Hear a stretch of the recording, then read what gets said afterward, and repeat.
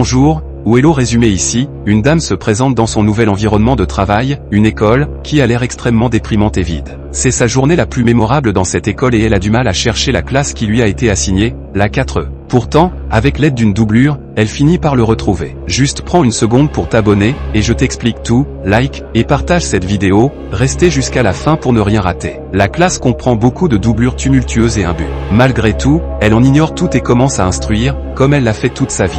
De plus, très vite, elle commence à s'habituer aux doublures. Quoi qu'il en soit, à un moment donné, lorsqu'elle discute avec une autre éducatrice, elle découvre que la classe 4E, qu'elle a éduquée, n'existe pas. Effrayée, la dame se précipite sur les lieux et constate que l'instructeur avait raison. La classe est vacante, et peut-être que c'est comme ça depuis assez longtemps. La dame s'appelle Jennifer, et quelques jours plus tôt, on la voit se rendre à l'école en taxi. C'est sa journée la plus mémorable, et elle est à la fois énergique et anxieuse à ce sujet. Au moment où elle se présente dans les locaux, elle est en train de descendre intensément, et l'énorme école semble stérile et vide. Jennifer s'essaie à demander à quelques doublures de se diriger vers la salle du personnel, mais chacune d'entre elles l'ignore. Ensuite, elle erre dans l'école jusqu'à ce qu'elle rencontre une doublure nommée Ware, qui joue au ballon sans l'aide de personne d'autre. Jennifer se présente comme une éducatrice suppléante tandis que Ware donne un sens au fait qu'il est midi et que c'est la raison pour laquelle tout le monde est sorti. À ce moment-là, elle l'emmène dans la salle du personnel et s'en va. À l'intérieur de la salle des professeurs, Jennifer rencontre Madame Kong, la doublure officielle de l'école. Pendant qu'il parle, la directrice, Madame Wang, se présente et distribue Jennifer en tant qu'éducatrice suppléante pour un cours de midi. Elle découvre que l'éducatrice de l'ensemble des expériences est en congé de maternité et qu'elle sera absente pendant quelques mois. Jennifer reconnaît volontiers l'espace de midi car elle a besoin de passer à autre chose que sa nouvelle séparation. Puis, à ce moment-là, elle s'en va dans le sillage de l'affirmation qu'elle commencera à partir du lendemain. Quoi qu'il en soit, le lendemain soir, lorsque Jennifer se rend en classe, elle trouve la salle du personnel vide. Tout bien considéré, elle trouve une note sur la table de Madame Kong, indiquant qu'elle a été distribuée à la classe 4E. Elle a également fait référence au fait que les doublures de cette classe sont très diaboliques et l'avertit de faire attention. Quoi qu'il en soit, Jennifer est motivée au point qu'elle ne s'inquiéterait pas d'accepter des doublures. Elle ne tarde pas à s'élever pour chercher la classe 4E, mais curieusement, ce n'est pas un endroit. Curieusement, il n'y a toujours pas de doublure dans l'école, bien qu'il ne soit pas midi. Tout d'un coup, elle écrase une jeune femme similaire de Ware, et demande à nouveau de l'aide. Porter, qui finit par se concentrer dans une classe similaire, emmène la nouvelle éducatrice avec elle. Au moment où il se présente à la 4E, Jennifer remarque que la classe semble être un marché aux poissons plutôt qu'une salle de classe. Quelques doublures se disputent, d'autres composent sur le tableau, tandis que d'autres se contentent de lancer des obscénités. Cependant, personne ne vend de poissons, c'est donc un vrai dilemme. Ignorant cela, elle se familiarise et commence par discuter de la signification de l'histoire, mais tout le monde l'ignore. Ils sont fondamentalement désireux de visiter et de passer un bon moment. Jennifer comprend que Miss Kong avait raison à propos de ce cours et choisit de changer sa technique de présentation d'un morceau. Elle promet d'apporter des films vérifiables le lendemain dans le but que tout le monde puisse apprendre d'une manière formidable. Pourtant, personne, à l'exception de Dandan, ne se concentre sur un mot qu'elle prononce. Pour aggraver la situation, certains jeunes hommes imbus d'eux-mêmes vont jusqu'à lui faire des remarques diffamatoires. Quoi qu'il en soit, Jennifer reste calme. De plus, continuez le cours. Peu de temps après, alors que Jennifer se promène dans le secteur des affaires animées, elle découvre qu'une partie de ses doublures sont engagées dans l'infidélité. Ils emmènent avec eux Ware, qui a l'air terrifié, ce qui est intéressant. Jennifer leur fait face devant leurs clients, faisant décoller chacun d'entre eux. Malgré tout, elle trouve un moyen d'en obtenir un homéine et lui donne un discours sérieux. Cependant, de manière choquante, plutôt que d'être en deuil, Som lui conseille de rester en dehors des affaires des autres avant de partir. Au moment où Jennifer va arriver à la maison, son ex Chung est vu en train de s'accrocher à elle. Il la supplie de lui donner une opportunité, mais elle répond qu'elle lui a déjà donné diverses occasions au cours des 3 dernières années de faire en sorte que les choses fonctionnent. Malgré tout, l'homme difficile continue d'exiger et s'agenouille même pour la persuader, ce qui crée un chahut à proximité. Chérie, jette un coup d'œil à ce nez brun. Pourtant, heureusement, avant que les choses ne s'améliorent, Abraham, le père de Jennifer, se présente et éloigne sa fille. Avant de partir, il avertit également Chung qu'il appellera la police en supposant qu'il se rapproche à nouveau de sa petite fille. À la suite de son arrivée à la maison, Jennifer transmet l'épisode à sa mère, Zen, et se sépare. Il se trouve que Cheng avait l'habitude de s'enivrer sérieusement et de l'attaquer. Cela a duré un certain temps, et c'est aussi la raison pour laquelle Jennifer ne pouvait pas travailler. Zen console sa fille en lui disant qu'elle devrait faire abstraction du passé et prendre un autre départ. Le nouveau poste à l'école est l'occasion idéale pour elle. Tout à coup, Abraham entre dans la pièce et fait savoir à Jennifer qu'elle ne devrait pas l'aimer au cas où Cheng la rencontrerait une fois de plus. Le lendemain, à l'école, Jennifer tente de prendre le commandement de la classe, mais elle explose désespérément. Elle est également stressée par Ware, qui semble, de l'avis général, avoir disparu. Une fois le cours terminé, elle obtient des informations sur Ware, mais ses compagnons masculins l'empêchent de se taire sur l'événement de la veille et cesse d'être si indiscrète.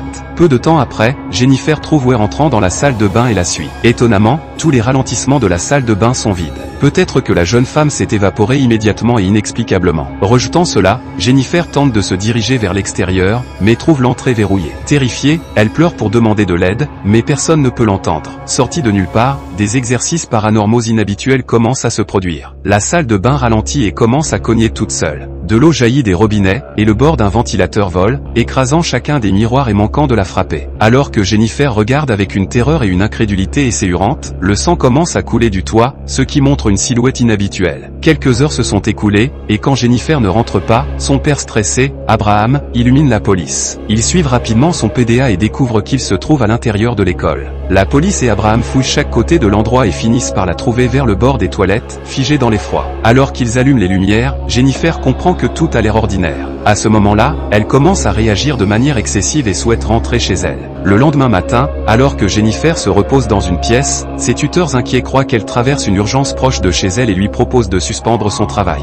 Quoi qu'il en soit, quelques instants plus tard, Jennifer reçoit un appel de Madame Kong, qui lui demande de rejoindre le travail dès le lendemain, garantissant qu'il n'y a personne pour montrer aux doublures. Jennifer est réticente dès le départ, mais comme elle n'a pas grand-chose à faire, elle est d'accord. Dans la scène suivante à l'école, Jennifer rend visite à Madame Kong pendant la pause de midi. Elle demande pourquoi les doublures de 4 sont si méchantes, et en entendant cela, Madame Kong pâlit de manière inattendue. Elle découvre qu'il n'y a pas de classe de ce type dans l'école et que Jennifer s'est vue attribuer une autre classe. Fidèle à elle-même, Jennifer ne s'y fie pas, car elle a collaboré avec les doublures et les réalise plutôt bien. Pour confirmer ces cas, elle emmène Madame Kong à la classe, mais une fois arrivée, elle est choquée de penser qu'elle est déserte. Il ressemble plus à un entrepôt qu'à une salle d'études ou à un marché aux poissons. Le site rend Jennifer frénétique, et c'est à ce moment-là que le chef Wang apparaît et découvre tout. Il y a quelque temps, il y avait une classe 4 dans l'école, qui avait beaucoup de doublures. Néanmoins, une doublure en particulier était constamment harcelée et torturée par les autres. Fatiguée de tout, à un moment donné, la doublure a transporté une cartouche de pétrole dans la salle d'études et a incendié tout l'endroit, ce qui a mis fin à l'existence de 14 individus. Parmi eux, il y avait 2 éducateurs qui tentaient frénétiquement de sauver les doublures, mais tout de même sans fin. En raison de l'épisode, l'école a acquis une réputation terrible et c'est la raison pour laquelle la classe 4 a été abandonnée jusqu'à la fin des temps. Après avoir entendu l'histoire, Jennifer est encore sous le choc, car elle ne peut pas comprendre comment elle pourrait voir les doublures. Pour la calmer, le chef la relègue dans une autre classe, la 2A, qui compte évidemment les doublures les plus intelligentes de l'école. Au moment où Jennifer découvre que le cours n'est donné que dans la première partie de la journée, elle consent à le suivre. À son retour, Jennifer est à nouveau venue par Chung. Encore une fois, il exige avec fiabilité qu'elle lui donne une opportunité, mais elle l'ignore. Sortie de nulle part, elle voit Ware pour certaines blessures partout. Pourtant, avant qu'elle ne puisse demander quoi que ce soit, cette jeune fille terrifiée l'avertit de ne pas retourner à l'école avant de partir. Un peu plus tard, lorsque Jennifer arrive à la maison, elle retrouve ses parents aux côtés de certains paroissiens qui supplient Dieu pour elle. Le lendemain, Jennifer ignore toutes les remontrances et se rend à l'école. Au moment où elle entre dans la nouvelle classe, 2A, elle est stupéfaite de voir des doublures similaires de la classe prétendument inexistante. Effrayée, elle tente de s'enfuir, mais des jeunes hommes bloquent l'entrée et exigent qu'elle s'instruise. Les apparitions ont aussi besoin de connaître les mathématiques. Jennifer s'attend à ce que tout soit son esprit créatif et continue de composer sur le tableau. Pourtant, brusquement, quelques doublures se transforment en fantômes. L'un d'eux la fouette avec une longue langue fendue tandis que d'autres volent et se dirigent vers elle. Quoi qu'il en soit, lorsque Jennifer pivote, tout le monde revient à l'ordinaire. Tout à coup, Jennifer aperçoit Ware qui lui fait signe de partir, alors elle ouvre l'entrée et s'échappe de l'école aussi vite que possible. La veille au soir, en arrivant à la maison, elle rencontre à nouveau Ware, qui la supplie de toujours éviter l'école. Au moment où Jennifer demande pourquoi, la jeune femme découvre que différentes doublures tentent de la tuer. En disant cela, elle s'en va. Quelques pas plus loin, Jennifer trouve Chung accrochée à elle-même et s'efforce de ne pas l'ignorer, mais il l'arrête et lui montre un enregistrement de quelques instants auparavant où elle converse avec l'air. Il s'avère que Ware est aussi un fantôme, qui aurait pu le penser? Alors que Jennifer prend peur, Chung stresse pour elle et l'emmène rencontrer un exorciste appelé l'expert. Il fait savoir à Jennifer que l'école est effrayante et lui donne un mystérieux couteau à utiliser contre les esprits en ces temps de frénésie. Peu de temps après, lorsque Jennifer rentre chez elle, elle constate que ses parents sont sortis pour la soirée. Tout d'un coup, elle reçoit une approche de la ligne fixe de l'une des doublures effrayantes, qui la pousse à dire qu'il n'y a pas d'endroit où s'enfuir.